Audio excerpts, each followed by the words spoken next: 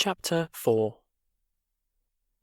With the deep, unconscious sigh which not even the nearness of the telescreen could prevent him from uttering when his day's work started, Winston pulled the speakwrite towards him, blew the dust from its mouthpiece, and put on his spectacles. Then he unrolled and clipped together 4 small cylinders of paper, which had already flopped out of the pneumatic tube on the right-hand side of his desk. In the walls of the cubicle there were 3 orifices. To the right of the speakwrite, a small pneumatic tube for written messages. To the left, a larger one for newspapers, and in the side wall, within easy reach of Winston's arm, a large oblong slit, protected by a wire grating. This was for the disposal of waste paper. Similar slits existed in thousands or tens of thousands throughout the building, not only in every room, but at short intervals in every corridor. For some reason, they were nicknamed memory holes. When one knew that any document was due for destruction, or even when one saw a scrap of waste paper lying about, it was an automatic action to lift the flap of the nearest memory hole and drop it in, whereupon it would be whirled away on a current of warm air to the enormous furnaces, which were hidden somewhere in the recesses of the building. Winston examined the 4 slips of paper which he unrolled. Each contained a message of only 1 or 2 lines, in the abbreviated jargon, not actually newspeak, but consisting largely of newspeak words, which was used in the ministry for internal purposes. They ran: Times 17.3.84, BB speech, malreported Africa rectify. Times 19.12.83, forecasts 3, YP 4th quarter, 83 misprints, verify current issue. Times 14.2.84, mini plenty malquoted, chocolate rectify. Times 3.12.83, reporting BB day order, double plugs ungood, refs unpersons rewrite, full wise, upsub, anti-filing. With a faint feeling of satisfaction, Winston laid the 4th message aside. It was an intricate and responsible job, and had better be dealt with last. The other 3 were routine matters, though the second one would probably mean some tedious wading through lists of figures. Winston dialed back numbers on the telescreen and called for the appropriate issues of the Times, which slid out of the pneumatic tube after only a few minutes' delay. The messages he had received referred to articles or news items, which, for one reason or another, it was thought necessary to alter, or as the official phrase had it, to rectify. For example, it appeared from the Times of the 17th of March that Big Brother, in his speech of the previous day, had predicted that the South Indian front would remain quiet, but that a Eurasian offensive would shortly be launched in North Africa. As it happened, the Eurasian Higher Command had launched its offensive in South India and left North Africa alone. It was therefore necessary to rewrite a paragraph of Big Brother's speech in such a way as to make him predict the thing that had actually happened. Or again, the Times of the 19th of December had published the official forecasts of the output of various classes of consumption goods in the 4th quarter of 1983, which was also the 6th quarter of the 9th 3-year plan. Today's issue contained a statement of the actual output, from which it appears that the forecasts were in every instance grossly wrong. Winston's job was to rectify the original figures by making them agree with the later ones. As for the 3rd message, it referred to a very simple error which could be set right in a couple of minutes. As short a time ago as February, the Ministry of Plenty had issued a promise, a categorical pledge were the official words, that there would be no reduction of the chocolate ration during 1984. Actually, as Winston was aware, the chocolate ration was to be reduced from 30 grams to 20 at the end of the present week. All that was needed was to substitute for the original promise a warning that it would probably be necessary to reduce the ration at some time in April. As soon as Winston had dealt with each of the messages, he clipped his speak-written corrections to the appropriate copy of the Times and pushed them into the pneumatic tube. Then, with a movement which was as nearly as possible unconscious, he crumpled up the original message and any notes that he himself had made and dropped them into the memory hole to be devoured by the flames.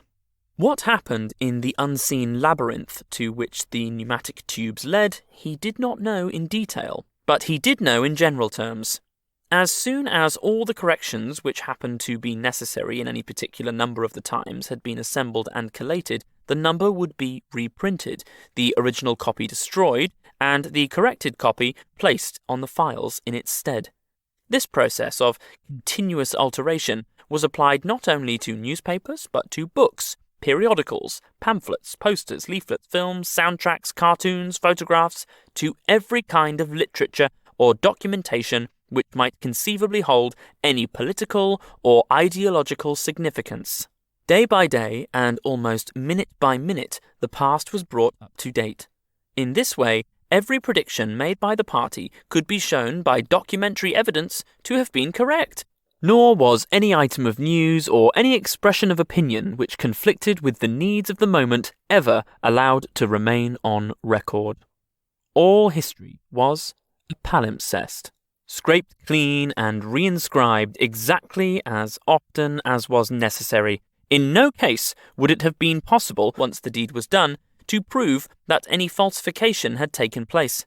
The largest section of the records department, far larger than the one on which Winston worked, consisted simply of persons whose duty it was to track down and collect all copies of books, newspapers, and other documents which had been superseded and were due for destruction. A number of the times which might, because of changes in political alignment or mistaken prophecies uttered by Big Brother, have been rewritten a dozen times, still stood on the files bearing its original date, and no other copy existed to contradict it. Books, also, were recalled and rewritten, and again, and were invariably reissued without any admission that any alteration had ever been made. Even the written instructions which Winston received, and which he invariably got rid of as soon as he had dealt with them, never stated or implied that an act of forgery was to be committed. Always the reference was to slips, errors, misprints, or misquotations, which it was necessary to put right in the interests of accuracy. But actually, he thought, as he readjusted the Ministry of Plenty's figures, it was not even forgery. It was merely the substitution of one piece of nonsense for another. Most of the material that you were dealing with had no connection with anything in the real world, not even the kind of connection that is contained in a direct lie. Statistics were just as much a fantasy in their original version as in their rectified version. A great deal of the time, you were expected to make them up out of your head. For example, the Ministry of Plenty's forecast had estimated the output of boots for the quarter at 145 million pairs.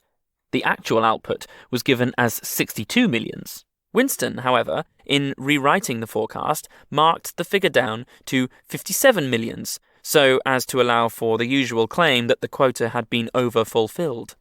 In any case, 62 millions was no nearer the truth than 57 millions, or than 145 millions. Very likely, no boots had been produced at all. Likelier still, nobody knew how many had been produced, much less cared. All one knew was that every quarter, astronomical numbers of boots were produced on paper, while perhaps half the population of Oceania went barefoot.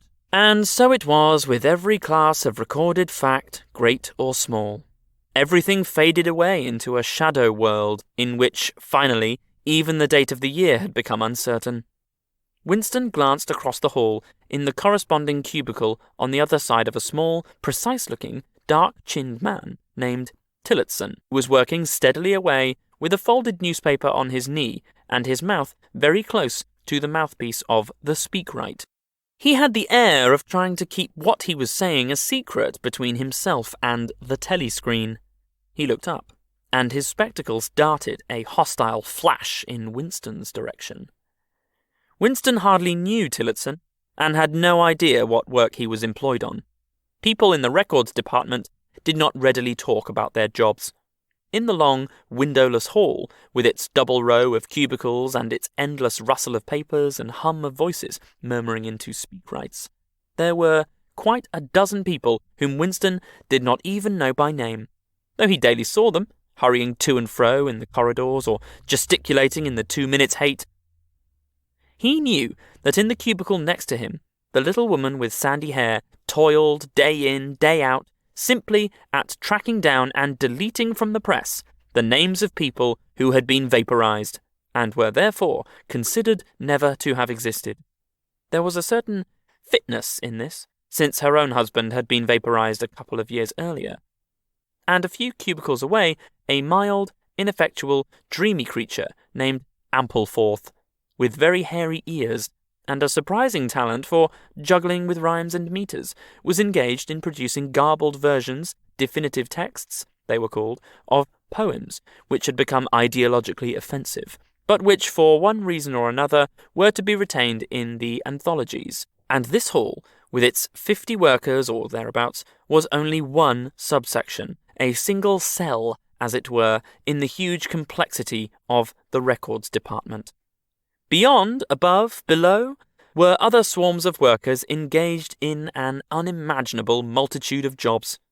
There were the huge printing shops with their sub-editors, their typography experts, and their elaborately equipped studios for the faking of photographs. There was the teleprogram section with its engineers, its producers, and its teams of actors, specially chosen for their skill in imitating voices. There were the armies of reference clerks whose job was simply to draw up lists of books and periodicals which were due for recall. There were the vast repositories where the corrected documents were stored and the hidden furnaces where the original copies were destroyed. And somewhere or other, quite anonymous, there were the directing brains who coordinated the whole effort and laid down the lines of policy which made it necessary that this fragment of the past should be preserved, that one falsified and the other rubbed out of existence. And the records department, after all, was itself only a single branch of the Ministry of Truth, whose primary job was not to reconstruct the past, but to supply the citizens of Oceania with newspapers, films, textbooks, telescreen programs, plays, novels, with every conceivable kind of information, instruction, or entertainment, from a statue to a slogan, from a lyric poem to a biological treatise, and from a child's spelling book to a Newspeak dictionary. And the ministry had not only to supply the multifarious needs of the party, but also to repeat the whole operation at a lower level for the benefit of the proletariat. There was a whole chain of separate departments dealing with the proletarian literature, music, drama, and entertainment generally. Here were produced rubbishy newspapers containing almost nothing except sport, crime, and astrology, sensational 5-cent novelettes, films oozing with sex, and sentimental songs which were composed entirely by mechanical means on a special kind of kaleidoscope known as a versificator. There was even a whole subsection, pornosec, it was called in Newspeak, engaged in producing the lowest kind of pornography, which was sent out in sealed packets, and which no party member, other than those who worked on it, was permitted to look at. 3 messages had slid out of the pneumatic tube while Winston was working, but they were simple matters, and he had disposed of them before the 2 minutes hate interrupted him. When the hate was over, he returned to his cubicle, took the Newspeak dictionary from the shelf, pushed the speakwrite to one side, cleaned his spectacles, and settled down to his main job of the morning. Winston's greatest pleasure in life was in his work. Most of it was a tedious routine, but included in it there were also jobs so difficult and intricate that you could lose yourself in them, as in the depths of a mathematical problem. Delicate pieces of forgery in which you had nothing to guide you except your knowledge of the principles of ingsoc and your estimate of what the party wanted you to say. Winston was good at this kind of thing. On occasion, he had even been entrusted with the rectification of the Times leading articles, which were written entirely in Newspeak. He unrolled the message that he had set aside earlier. It ran, Times 3.12.83, reporting BB, day order, double plus ungood, refs, unpersons, rewrite, full wise, upsub, anti-filing. In Old Speak, or Standard English, this might be rendered: the reporting of Big Brother's order for the day in the Times of December 3rd, 1983 is extremely unsatisfactory and makes references to non-existent persons. Rewrite it in full and submit your draft to higher authority before filing. Winston read through the offending article. Big Brother's order for the day, it seemed, had been chiefly devoted to praising the work of an organisation known as FFCC, which supplied cigarettes and other comforts to the sailors of the floating fortresses. A certain Comrade Withers, a prominent member of the inner party, had been singled out for special mention and awarded a decoration, the Order of Conspicuous Merit, Second Class. 3 months later, FFCC had suddenly been dissolved with no reasons given.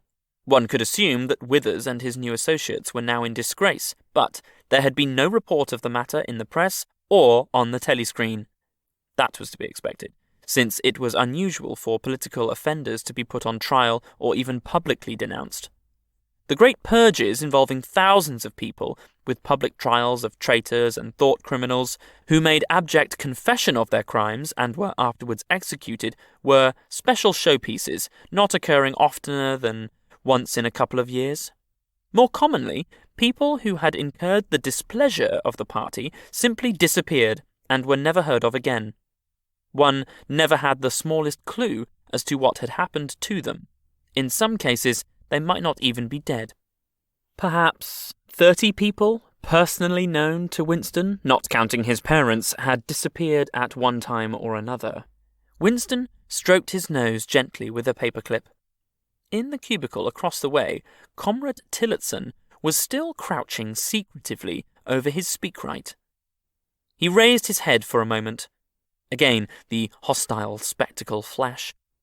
Winston wondered whether Comrade Tillotson was engaged in the same job as himself. It was perfectly possible.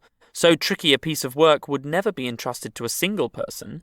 On the other hand, to turn it over to a committee would be to admit openly that an act of fabrication was taking place. Very likely, as many as a dozen people were now working away on rival versions of what Big Brother had actually said. And presently, some master brain in the inner party would select this version or that, would re-edit it and set it in motion, the complex processes of cross-referencing that would be required, and then the chosen lie would pass into the permanent records and become truth. Winston did not know why Withers had been disgraced. Perhaps it was for corruption or incompetence. Perhaps Big Brother was merely getting rid of a too popular subordinate. Perhaps Withers or someone close to him had been suspected of heretical tendencies. Or perhaps, what was likeliest of all, the thing had simply happened because purges and vaporizations were a necessary part of the mechanics of government. The only real clue lay in the words refs unpersons, which indicated that Withers was already dead. You could not invariably assume this to be the case when people were arrested. Sometimes they were released and allowed to remain at liberty for as much as a year or 2 years before being executed. Very occasionally, some persons whom you had believed dead long since would make a ghostly reappearance at some public trial, where he would implicate hundreds of others by his testimony before vanishing, this time forever. Withers, however, was already an unperson. He did not exist. He had never existed. Winston decided that it would not be enough simply to reverse the tendency of Big Brother's speech. It was better to make it deal with something totally unconnected with its original subject. He might turn the speech into the usual denunciation of traitors and thought criminals, but that was a little too obvious. While to invent a victory at the front or some triumph of overproduction in the 9th 3-year plan might complicate the records too much. What was needed was a piece of pure fantasy. Suddenly, there sprang into his mind, ready-made as it were, the image of a certain Comrade Ogilvy, who had recently died in battle, in heroic circumstances. There were occasions when Big Brother devoted his order of the day to commemorating some humble rank-and-file party member whose life and death he held up as an example worthy to be followed. Today, he should commemorate Comrade Ogilvy. It was true that there was no such person as Comrade Ogilvy, but a few lines of print and a couple of faked photographs would soon bring him into existence. Winston thought for a moment, then pulled the speakwrite towards him and began dictating in Big Brother's familiar style, a style at once military and pedantic, and, because of a trick of asking questions and then promptly answering them, "What lessons do we learn from this fact, comrades? The lessons, which is also one of the fundamental principles of INGSOC, that, etc., etc." Easy to imitate. At the age of 3, Comrade Ogilvy had refused all toys except a drum, a submachine gun, and a model helicopter. At 6, a year early, by a special relaxation of the rules, he had joined the Spies. At 9, he had been a troop leader. At 11, he had denounced his uncle to the Thought Police, after overhearing a conversation which appeared to him to have criminal tendencies.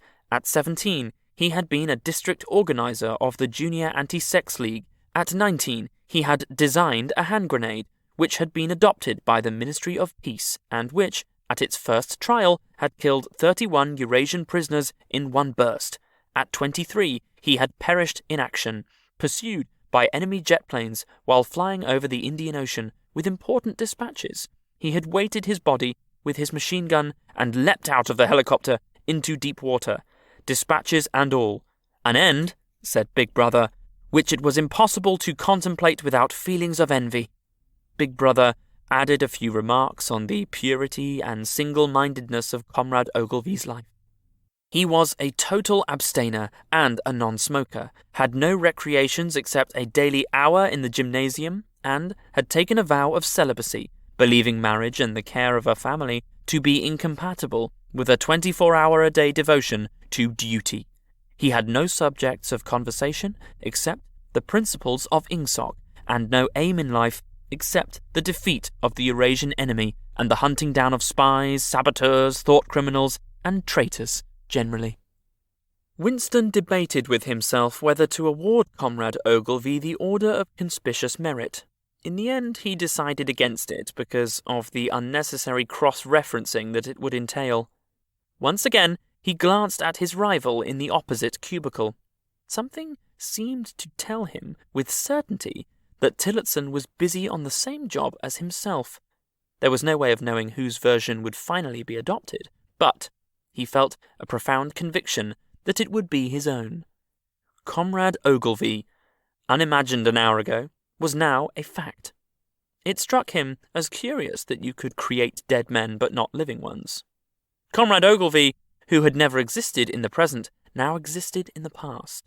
And when, once the act of forgery was forgotten, he would exist just as authentically and upon the same evidence as Charlemagne or Julius Caesar.